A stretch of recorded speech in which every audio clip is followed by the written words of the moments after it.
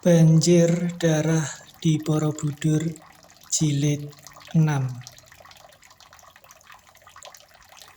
Aku adalah seorang kelana yang hendak menikmati keindahan alam Mayapada di mana saja kedua kakiku membawa aku tiba. Namaku dan tujuanku tidak ada artinya dan tidak ada hubungannya dengan kalian semua, jawab Indrayana.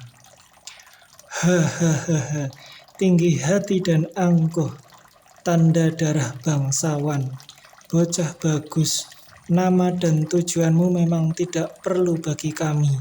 Akan tetapi, memang tidak demikian dengan patung yang engkau pondong itu. Patung itu indah sekali dan cantik jelita. Kami amat perlu dengan patung-patung macam itu. Engkau harus meninggalkan patung itu kepada kami, baru engkau boleh melanjutkan perjalananmu melalui hutan ini. Indrayana merasa marah sekali mendengar patungnya diminta.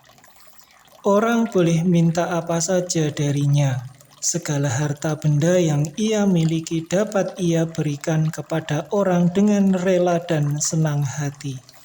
Akan tetapi patung itu seakan-akan orang minta kekasihnya. Aku pernah mendengar bahwa serigala hitam hanya memuja seorang dewi, yaitu Betari Durga. Patung ini bukan patung sang Betari Durga. Untuk apa kalian minta? Raksasura tertawa terbahak-bahak dan berkata, "Memang, Betari Durga adalah sembahan kami, pemberi kesaktian dan kekuatan, pembasmi musuh-musuh kami. Akan tetapi, sang Betari sebagai ratu tertinggi dan terbesar mempunyai banyak pelayan dan pengiring yang terdiri dari dara-dara jelita. Patung itu cukup cantik jelita dan menarik hati, pantas menjadi pelayan baru dari sang Betari. Sayangnya tubuhnya tertutup pakaian, akan tetapi mudah saja. Kami akan dapat menghilangkan pakaian yang menutupi tubuhnya yang indah itu." Kembali Raksasura tertawa bergelak. "Engkau menghina agama para Sailendra," Indrayana membentak. "Berani benar engkau mengucapkan kata-kata kotor di hadapan arca sang Dewi Tara, sakti dari sang Lokeswara." Kembali Raksasura tertawa bergelak. Kini kawan-kawannya juga ikut mentertawakan Indrayana. "Anak muda, jangan kau mencoba untuk menipu atau menakut-nakuti kami. Di tempat kami banyak terdapat arca Dewi Tara yang indah-indah, dan kami sudah kenal baik kepadanya. Seperti juga lain dewi-dewi dan bidadari-bidadari serta dara-dara jelita. Kesemuanya tidak ada kecualinya, menjadi abdi pelayan dari Sang Maha Betari Durga, dan patung yang kau pandang itu sungguh pun bentuk tubuhnya semontok bentuk tubuh Dewi Tara. Akan tetapi wajahnya bukan wajah Dewi itu. Jangan kau hendak mencoba menipu kami, bocah bagus." Indrayana teringat akan cerita orang bahwa kaum serigala hitam ini memang sudah terkenal sebagai pengumpul patung-patung wanita yang indah-indah dan cantik. Sudah seringkali merampok candi-candi hanya untuk membawa lari patung-patung bidadari dan wanita cantik. Maka bukan hal yang mengherankan apabila Raksasura itu faham betul akan bentuk dan wajah patung Dewi Tara. Memang patung ini telah dirubah. Indrayana mengaku terus terang. Akan tetapi perubahan ini bahkan menjadi pantangan besar bagi kalian untuk menjamah dan menghina patung ini. Ketahuilah, hai orang-orang sesat, bahwa patung ini adalah arca Kusumaning Ayu Pramodawardhani, sang putri mahkota dari kerajaan Sailendra. Oleh karena itu, janganlah menggangguku dan biarkan aku lewat.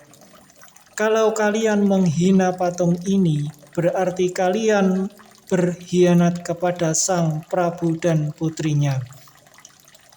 Reksasura dan kawan-kawan saling pandang dan timbul sinar gembira pada mata mereka. Bagus, kebetulan sekali, anak muda. Telah lama kami mendengar kecantikan Putri Pramodawardhani. Sayang sekali tidak pernah ada patung yang dapat kami bawa untuk menghias candi kami.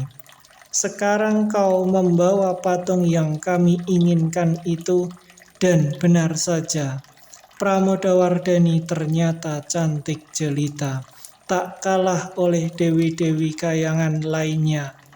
Serahkanlah patung itu kepada kami. Kau berani menghina junjunganmu, bentak Indrayana. Tidak ada lain junjungan bagi kami kecuali Sang Maha Betari Durga, jawab Reksasura. Indrayana tak dapat menahan marahnya lagi. Kalian berani menghadang perjalanan Raden Indrayana, sama dengan sekawanan tikus berani mengganggu seekor harimau. Sumbarmu seperti seorang jagoan, anak muda. Benar-benar tidak tahu, serahkan patung itu kepadaku. Kalau belum pecah dada Indrayana, tak mungkin kau akan menjamah patung yang suci ini, jawab pemuda itu dengan gagah. Bocah sombong.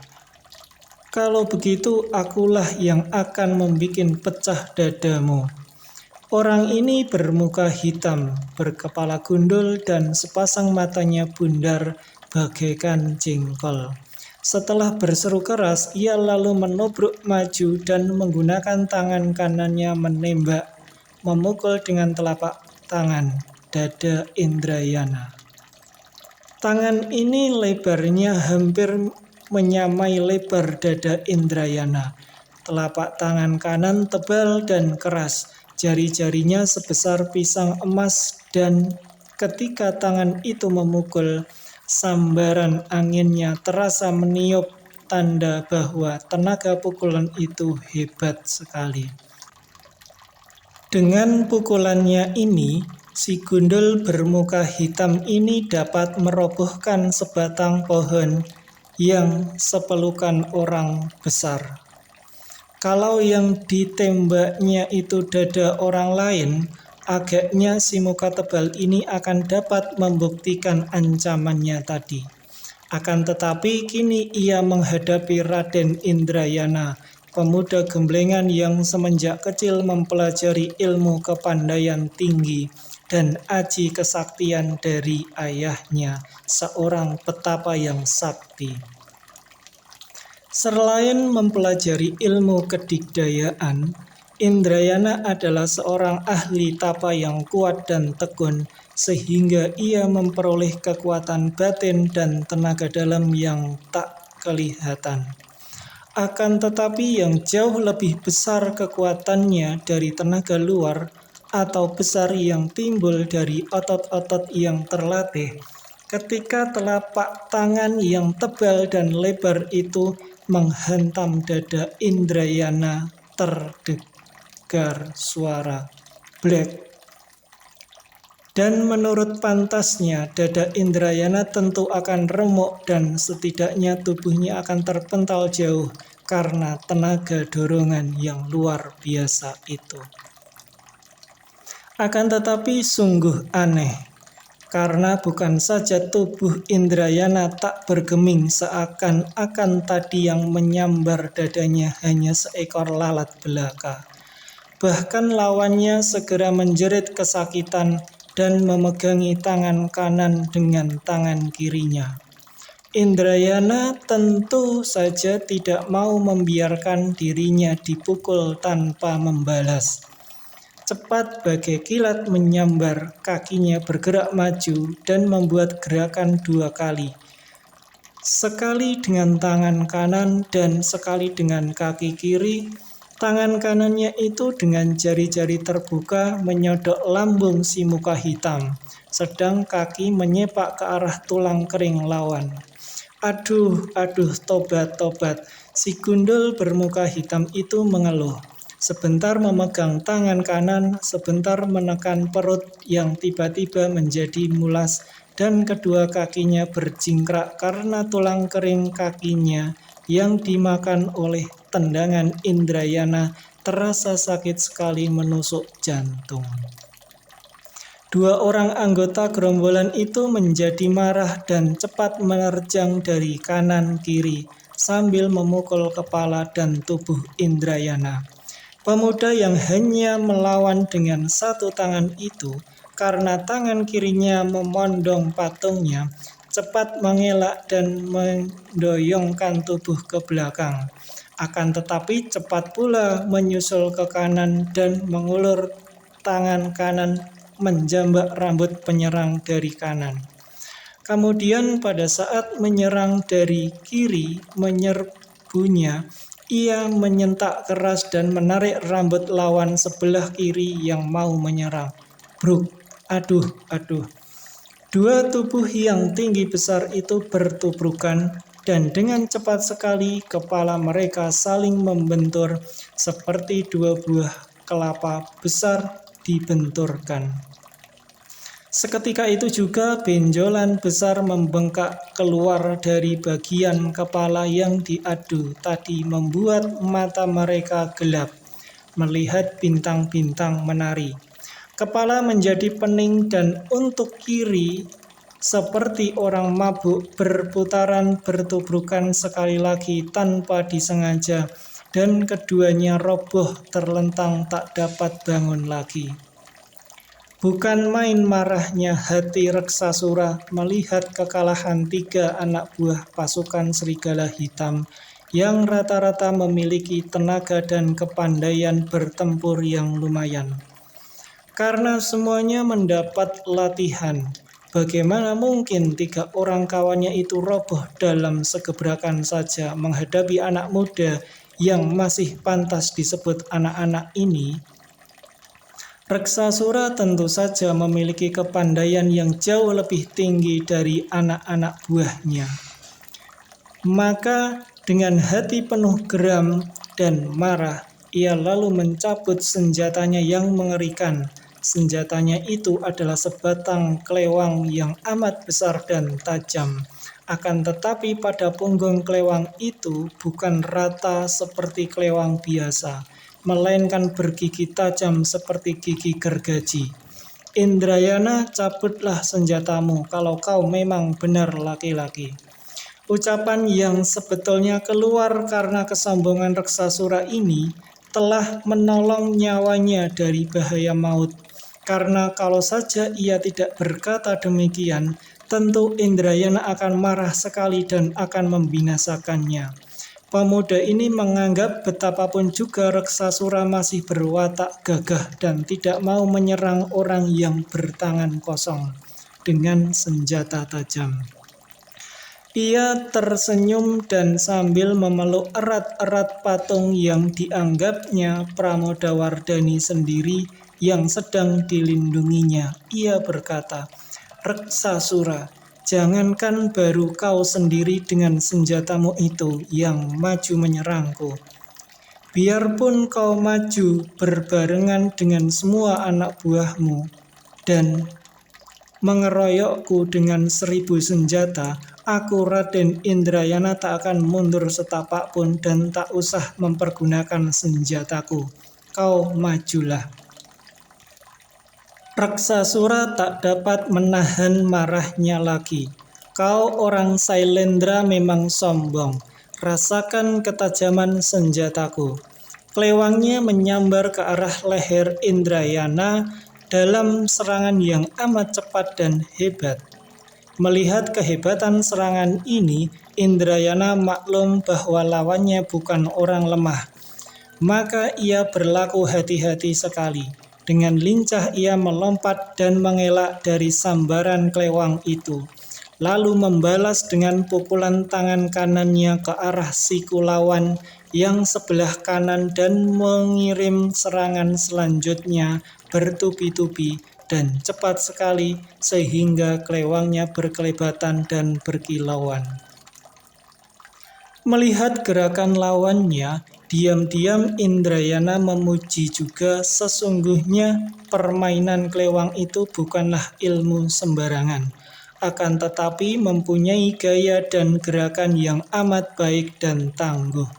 Patung yang dipondongnya menghalangi pergerakannya. Untuk melepaskannya, ia merasa enggan, maka ia lalu mengambil putusan untuk mempercepat jalannya pertempuran. Tiba-tiba Indrayana berseru dan tubuhnya berkelebat cepat sekali melebihi cepatnya gerakan klewang lawannya. Tentu saja Reksasura menjadi terkejut dan heran ketika tiba-tiba tubuh lawannya yang masih muda itu lenyap dan hanya nampak bayangannya saja berlompatan di sekelilingnya. Sukar sekali untuk diserang bagaikan seekor burung serikatan yang gesit sekali. Tiba-tiba Reksasura merasa siku lengan kanannya sakit sekali dan tangan itu seakan-akan menjadi lumpuh. Maka terpaksa ia melepaskan klewangnya yang telah berpindah ke tangan Indrayana. Reksasura hendak menyerang dengan kepalan tangannya, akan tetapi tiba-tiba tangannya terasa bukan main sakitnya, sehingga terpaksa ia membatalkan niatnya dan hanya memegangi siku kanannya dengan muka meringis. Anak buahnya yang melihat betapa senjata pemimpin mereka dengan cepat dan aneh telah terampas oleh pemuda itu, serentak maju, mengeroyok dengan senjata mereka. Akan tetapi sekali saja Indrayana memutar klewang rampasannya, terdengar suara nyaring dan 4 batang golok lawan dan berterbangan dan patah menjadi 2. Para pengeroyok lain melihat kehebatan ini menjadi gentar, dan mereka mundur tanpa dikomando lagi. Indrayana tersenyum dan melemparkan klewang itu ke atas, lalu menggerakkan tangannya, dan ketika klewang itu melayang turun, ia mengetok tiba-tiba pada tengah-tengah klewang itu dan krek. Patahlah klewang mengerikan itu tepat pada tengahnya. Senjata buruk, hanya pantas untuk menakut-nakuti anak kecil saja, kata Indrayana. Reksasura, biarlah pengalaman ini kau jadikan pelajaran dan peringatan agar lain kali jangan engkau sekali-sekali berani menyebut nama Kusumaning Ayu Putri Mahkota Pramodawardhani. Setelah berkata demikian, Indrayana membawa patungnya dan melanjutkan perjalanannya. Hei Indrayana, engkau telah menghina kami, pasukan Serigala Hitam. Kau ingat-ingatlah bahwa akan tiba saatnya kami membalas dendam. Akan tetapi Indrayana tidak mau mendengar ancaman ini dan melanjutkan perjalanannya. Ia mengusap pipi patung itu dan berkata perlahan, Pramodawardhani, jangankan baru orang-orang kasar itu saja hendak merampasmu, biar dewa sekalipun tak akan dapat mengambil engkau dariku semudah itu.